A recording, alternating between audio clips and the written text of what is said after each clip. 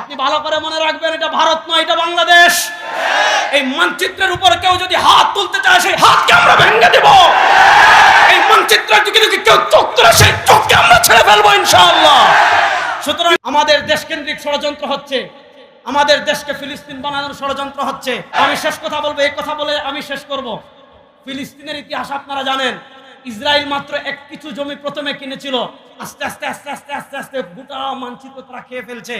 আমাদের ওলামায়ে কেরাম, আল্লামা আমিনউদ্দিন শাহ কাতিয়া রাহিমাহুল্লাহ, যার কথা আমাদের শাহ সব সময় আমার কাছে বলেন, আল্লামা আমিনউদ্দিন শাহ কাতিয়া রাহিমাহুল্লাহ এনজিওর বিরুদ্ধে বক্তব্য দিয়ে গিয়েছিলেন।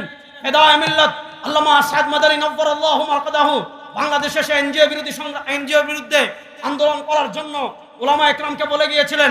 90-এর দশকে কুতুবুল আলম আল্লামা সৈয়দ ফজলুল করিম নব্বরাল্লাহু মারকাদাহু, শেখুল হাদিস আল্লামা আজিজুল হক নব্বরাল্লাহু মারকাদাহু, তারা এনজিও বিরোধী আন্দোলন করেছিলেন। এবং আমাদের বাংলাদেশে একটা পূর্ব তৈমুর রাষ্ট্র গঠনের ষড়যন্ত্র হচ্ছে। আমাদের উলামায়ে কেরাম, নবী করিম সাল্লাল্লাহু আলাইহি ওয়াসাল্লাম যে হাদিসে বলেছেন, ইত্তাকু ফিরাসাতাল মুমিন ফাইন্নাহু ইয়ানজুরু বিনুরিল্লাহ, আমাদের বুজুর্গানে কেরাম আমাদেরকে 90-এর দশকে এনজিও বিরোধী স্লোগানের কথা বলেছেন, এনজিওদের বিরুদ্ধে এনজিওদের ষড়যন্ত্রের কথা বলেছেন। আমরা দেখেছি কিছুদিন আগে বাংলাদেশের মাননীয় প্রধানমন্ত্রী তিনিও বলছেন পার্বত্য চট্টগ্রাম কেন্দ্রিক একটা খ্রিস্ট রাজ্য গঠনের ষড়যন্ত্র হচ্ছে। আপনি চিন্তা করেন, একটা জিনিস ভাববেন, আল্লাহ না করুক যদি পার্বত্য চট্টগ্রামে খ্রিস্টানরা শক্তিশালী হয়ে যায়, যদি গণভোটের আয়োজন হয়, সারা দুনিয়ার যত ইহুদি কুফফার আছে সব রাষ্ট্রের পক্ষে ভোট দিবে। আমাদের চেয়ে চেয়ে থাকা ছাড়া কিছু নাই। যদি পার্বত্য চট্টগ্রামে খ্রিস্ট রাজ্য হয়ে যায়, চট্টগ্রাম এক সময় থাকবে না, বাংলাদেশও এক সময় থাকবে না।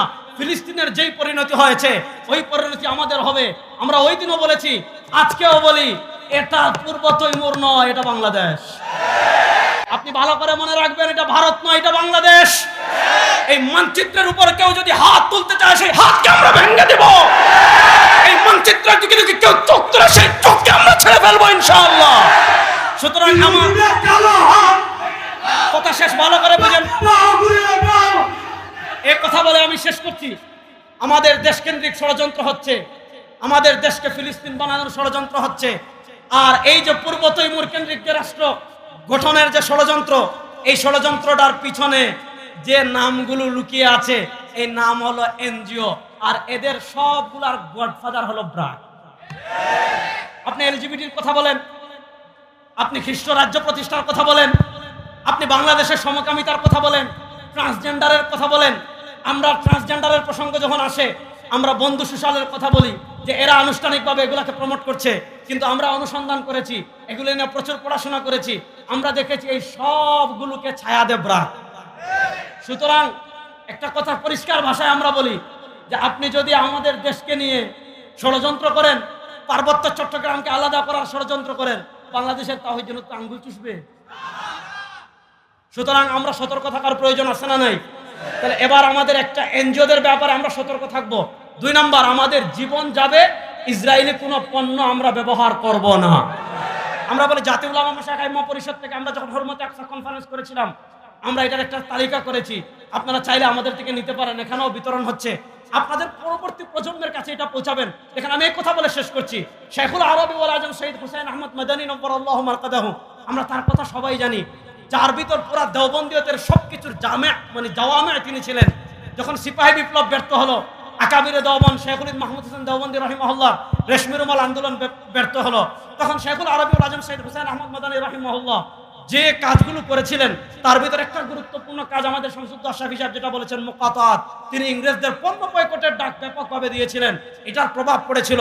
আমাদের যুবক ভাইরা যারা আছো, স্কুলে যারা পড়ো, ভার্সিটিতে যারা পড়ো, অন্তত ইসলামকে যারা হৃদয় লালন করো, আমি আপনাদের কাছে অনুরোধ করে যাব, আপনারা ক্যাম্পেইন করেন। এই কাজ শুধু ইসলামী আন্দোলনের না, এই কাজ শুধু জাতীয় উলামা মাশায়েখ আইম্মা পরিষদের না, এই কাজ শুধু হেফাজতে ইসলামের না, এই কাজ আমাদের প্রত্যেকের সবার।